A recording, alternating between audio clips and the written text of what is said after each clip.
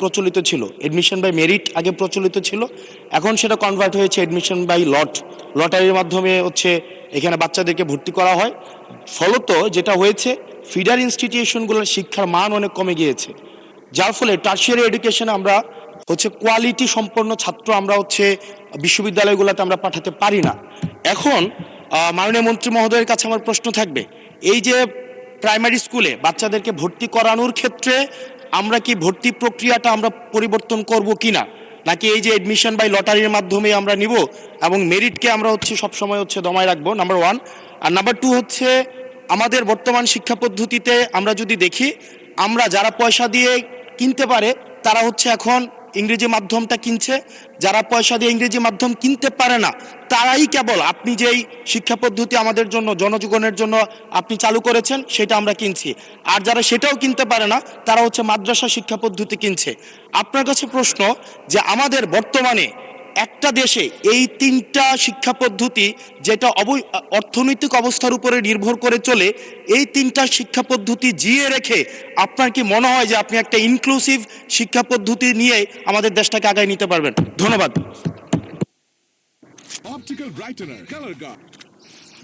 মূল প্রশ্ন ছিল জাহাঙ্গীর হোসেনের, মাননীয় সদস্য, সারা দেশে প্রাথমিক ও গণশিক্ষার উন্নয়নে কোনো প্রকল্প গ্রহণ করা হইয়াছে কিনা, হইলে তাহা কি? এখন তো ইন জেনারেল আমরা ডিসকাশনে চলে গিয়েছি, তবুও মাননীয় মন্ত্রী আপনি ইচ্ছা করলে উত্তর দিতে পারেন।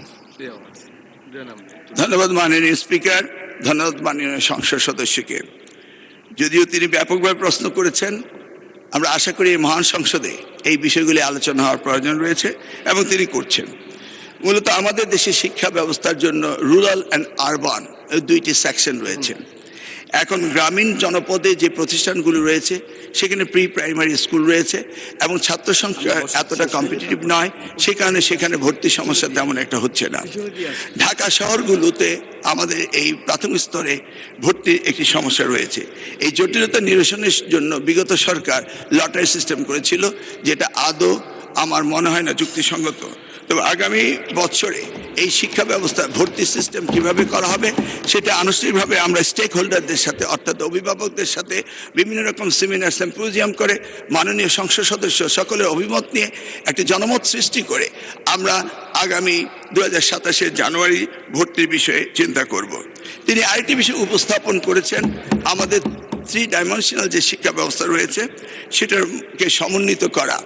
ধর্মীয় অনুভূতিতে এফতেদায়ী রয়েছে, মাদ্রাসার মধ্যে রয়েছে, কওমিতে রয়েছে, ইংলিশ মিডিয়াম রয়েছে, বাংলা মিডিয়াম রয়েছে, সবগুলিকে সমন্বিত করা একটি জটিল ব্যাপার রয়েছে। তবু আমরা ইতিমধ্যে কমিটি করেছি ইংলিশ মিডিয়াম স্কুলগুলোকে সরকারের আওতায় এনে তাদেরকে কিভাবে আমাদের যুগোপযোগী শিক্ষা ব্যবস্থা বাংলাদেশের দেশের নিয়মকানুন মেনে করা যায় সেই বিষয়ে আমরা কাজ করছি। ইতিমধ্যে আমরা কমিটি গঠন করে তাদের সাথে যোগাযোগ করছি। দ্বিতীয়টি হলো ইবতেদায়ী শিক্ষা ব্যবস্থা, সেটাকেও আমরা ইতিমধ্যেই আমরা সেই বিষয়ে ব্যাপক কাজ শুরু করেছি। আর কওমি শিক্ষা ব্যবস্থাকে কিভাবে অন্তর্ভুক্ত করা যায়, কারণ একটি দেশে বিভিন্ন শিক্ষা ব্যবস্থা না থেকে কিভাবে শিক্ষা ব্যবস্থা সমন্বিত করা যায় সেই ব্যাপারে সরকারের পক্ষ থেকে প্রচেষ্টা এবং উদ্যোগ আমরা নিচ্ছি। ইনশাআল্লাহ আগামী দিনগুলোতে পর্যায়ক্রমে আপনারা দেখতে পাবেন। আপনাকে অশেষ ধন্যবাদ।